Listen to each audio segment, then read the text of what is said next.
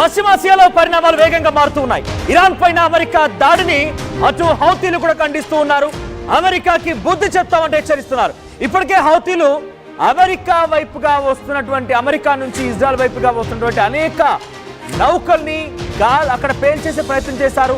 Red see మొత్తం కూడా ఒక్కసారిగా అగ్గిరాజుకుంది. అటువంటి ఘటనలు చాలా చూసాం. అమెరికా కూడా హౌతీలని యొక్క వ్యవహారాన్ని పూర్తిగా కొట్టిపారేసింది. హౌతీల యొక్క నిర్వాకాన్ని పూర్తిగా హెచ్చరించింది కూడా.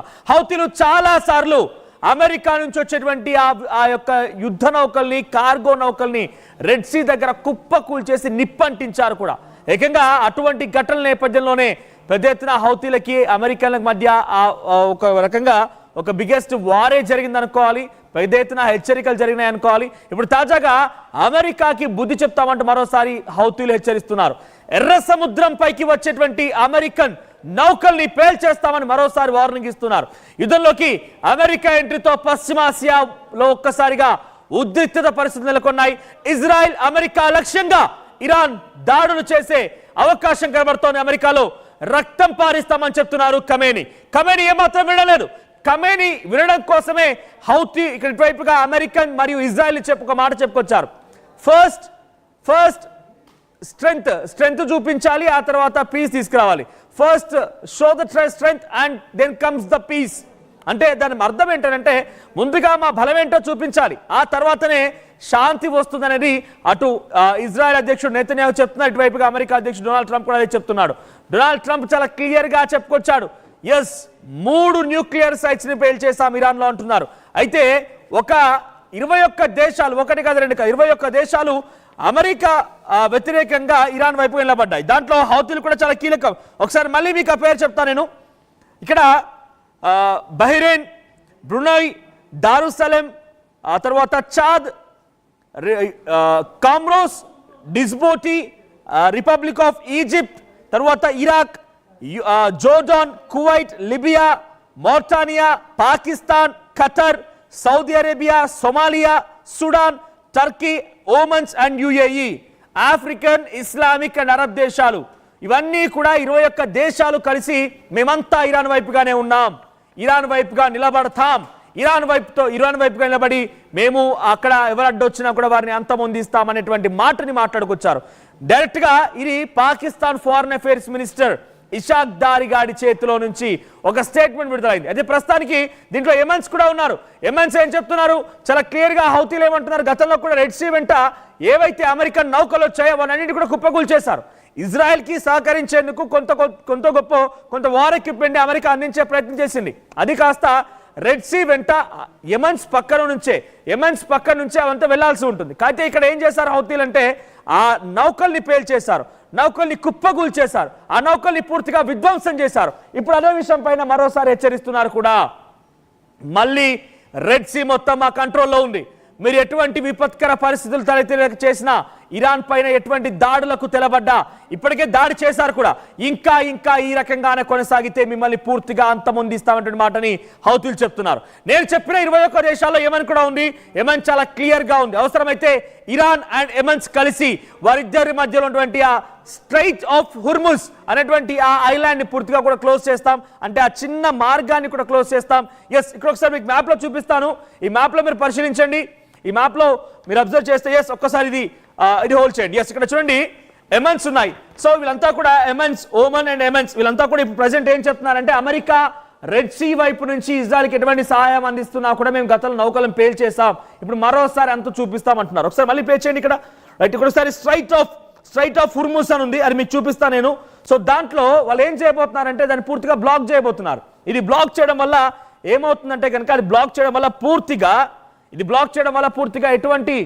ఎటువంటి విధంగా విపత్కర పరిస్థితి ఎదురైనా, ఏ రకంగా అయినా కూడా ఇటువైపు నుంచి బయటికి అక్కడ ఫ్యూయల్ లాంటిది ఏదైనా వెళ్ళాలంటే ఆ ఫ్యూయల్ కూడా వెళ్లకుండా అన్ని రకాలుగా మేము అడ్డుకుంటామనేటువంటి మాటని యెమెన్స్ మాట్లాడుతున్నారు. సో ఇప్పుడైతే కొంత హాట్ టాపిక్ గానే మారింది. అమెరికా ఇరాన్ పైన దాడి చేయడంతో ఒక్కసారిగా ప్రపంచ దేశాలన్నీ కూడా ఒక్కసారిగా అలర్ట్ అయ్యాయి.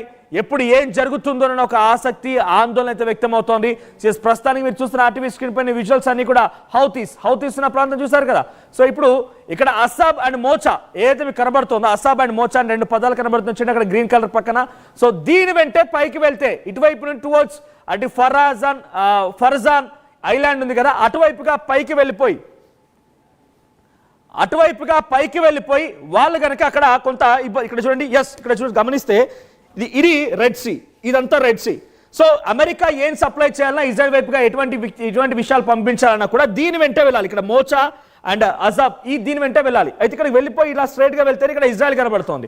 కానీ హౌతీస్ ఏం చెప్తున్నారు, ఇప్పుడు మీరు ఎటువంటి విపత్కర పరిస్థితి ఇంకా మళ్ళీ దారి తీసినా మేమున్నాం, ఇక్కడ మేము నిలబడుతున్నాం, మేము ఎట్టి పరిస్థితిలో కూడా ఉపేక్షించాం, ఎట్టి పరిస్థితిలో కూడా దాన్ని వదిలిపెట్టమనేటువంటి మాటను హౌతీస్ మాట్లాడుతున్నారు. సో ఇప్పటితో హౌతీస్ ఆగేలా లేరు. గతంలోనే హౌతీస్ ఇజ్రాయెల్కి సపోర్ట్ గా అమెరికాకు వ్యతిరేకంగా చాలా పెద్ద ఎత్తున వాళ్ళు దాడులు చేశారు. ఇజ్రాయెల్కి వ్యతిరేకంగా అమెరికాకు వ్యతిరేకంగా పెద్ద ఎత్తున దాడులు చేశారు. ఇరాన్కి మద్దతుగా నిలబడుతున్నారు. ఇజ్రాయెల్ గాజాపై దాడి చేస్తుంటే హౌతీలు రియాక్ట్ అయ్యారు. ఇజ్రాయెల్ లెబనాన్ సిరియాలపై దాడులు చేస్తుంటే హౌతీలు రియాక్ట్ అయ్యారు. ఇజ్రాయెల్ వెళ్ళిపోయి ఏకంగా అక్కడున్నటువంటి హెజ్బుల్లా హమాస్ సంస్థలపై దాడులు చేస్తుంటే కూడా, హెజ్బుల్లా హమాస్ సంస్థ లాంటి సంస్థలపైన దాడులు చేస్తుంటే కూడా, వ్యవస్థలపైన దాడులు చేస్తుంటే కూడా హౌతీలంతా కూడా వాళ్ళకి సపోర్ట్ నిలబడ్డారు. సో ఈ సిచ్యువేషన్ లో ఒక్కసారి హౌతీలు ఏం మాట్లాడారో, వాళ్ళు ఎలా రెస్పాండ్ అయ్యారో ఆ వీడియో చూద్దాం. عن القوات المسلحة اليمنية بسم الله الرحمن الرحيم. قال تعالى: وقاتلوا المشركين كافة كما يقاتلونكم كافة واعلموا أن الله مع المتقين. صدق الله العظيم. تأكيدا لموقف اليمن المبدئي والثابت في رفض العدوان الصهيوني على إخواننا في غزة ولبنان وسوريا، وأي بلد عربي أو إسلامي يتعرض للعدوان الصهيوني كما جاء في بيانات سابقة. إن المعركة مع العدو الإسرائيلي المعتدي على إيران مع ما يرتكبه قبل ذلك من إجرام ضد الشعب الفلسطيني وإبادة جماعية واعتداءات مستمرة على الشعبين اللبناني والسوري والعدوان على اليمن، ثم اتجه لعدوان شامل ضد الجمهورية الإسلامية في إيران تحت عنوان تغيير وجه الشرق الأوسط، وأن العدو الإسرائيلي يسعى إلى السيطرة التامة على عن القوات المسلحة اليمنية بسم الله الرحمن الرحيم. قال تعالى: وقاتلوا المشركين كافة كما يقاتلونكم كافة واعلموا أن الله مع المتقين. صدق الله العظيم. చూసారు కదా అక్కడ హౌతీస్ సపోర్ట్ ని. ఇక్కడ మీకు భాష అర్థం కాకపోవచ్చు, కానీ దాని భావం ఏంటంటే చాలా తీవ్రంగా ఖండిస్తున్నాం, మేము రెడ్ సీ వైపుగా నిలబడి ఉన్నాం, రెడ్ సీతో పాటుగా అవసరమైతే మేము ఇజ్రాయెల్ పైన కూడా దాడి చేస్తాం, హెజ్బుల్లా హమాస్ సంస్థని మళ్ళీకి మేము సహకరిస్తాం, at the same time Lebanon సిరియాలకి సహకారం అందిస్తాం. అంటే మీరు గమనిస్తే ఇజ్రాయెల్ వైపుగా అక్కడ దగ్గర పరిసర ప్రాంతాల్లో ఉన్నటువంటి ఏ దేశం కూడా ఇజ్రాయెల్కి సపోర్ట్ చేయడం లేదు. బ్రిటన్ కొంత సపోర్ట్ చేస్తోంది, కానీ ప్రత్యక్ష యుద్ధంలోకి రాను అనే మాటని ఇజ్రాయెల్కి చెప్తోంది. మెంటల్గా సపోర్ట్ ఇస్తామంటోంది. కొంతవరకు వార్ ఎక్విప్మెంట్ ప్రకారం కొంత అందించవచ్చు, లేకపోతే వాళ్ళకి రీఫ్యూలింగ్ కోసం కొన్ని ఎయిర్ బేసెస్ సహాయం కూడా తీసుకోవచ్చు ఇజ్రాయెల్. కానీ ఇటు హెమెన్స్ చెప్తున్నట్టుగా, హౌతీలు చెప్తున్నట్టుగా, లెబనాన్ సిరియాలు చెప్తున్నట్టుగా, అటు ఇరాక్ చెప్తున్నట్టుగా, సౌదీ, ఖతార్, కువైట్ చెప్తున్నట్టుగా ఎక్కడ కూడా బహిరంగంగా యుద్ధంకి వస్తామని చెప్పి బ్రిటన్ చెప్పడం లేదు.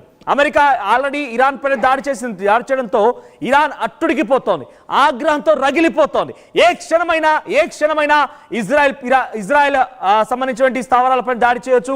అట్ ది సేమ్ టైం సుమారుగా ఈ దేశాలు ఎప్పుడైతే ఇందాక 21 దేశాల పేర్లు చెప్పానో, అరబ్, ఇస్లామిక్ అండ్ ఆఫ్రికన్ దేశాల పేర్లు చెప్పానో, దాంట్లో ఉన్నటువంటి 21 దేశాల్లో కూడా సుమారుగా 18 ఎయిర్ బేసెస్ ఉన్నాయి అమెరికావి. సౌదీలో ఎయిర్ బేస్ ఉంది అమెరికాకి, కువైట్లో ఎయిర్ బేస్ ఉంది, ఖతర్లో ఎయిర్ బేస్ ఉంది, తర్వాత ఇరాక్లో ఎయిర్ బేసెస్ ఉన్నాయి, లిబియాలో ఎయిర్ బేసెస్ ఉన్నాయి, ఈజిప్ట్లో ఎయిర్ బేసెస్ ఉన్నాయి, స్పెయిన్లో ఎయిర్ బేస్ ఉన్నాయి. అంటే ఇక్కడ ఈ చుట్టుపక్కల పరిసర ప్రాంతాలు ఏదైతే ఈ వరల్డ్ మ్యాప్లో మనం పరిశీలిస్తే కనుక ఆ మ్యాప్ మొత్తాన్ని కూడా మనం చాలా లోతుగా పరిశీలిస్తే ప్రతి చోట కూడా ఎయిర్ బేస్ అనేది ఉంది అమెరికాకి. సో ఇప్పుడు ఇరాన్ ఏం చెప్తోంది, ఆ ఎయిర్ బేసెస్ని కుప్పకూలుస్తాం. ఆల్రెడీ హౌతీలు స్టార్ట్ చేశారు. వారి దగ్గర ఎక్కడైతే ఆ ఎయిర్ బేస్ ఉన్నాయో యెమెన్లో, ఆ యెమెన్లో ఎయిర్ బేస్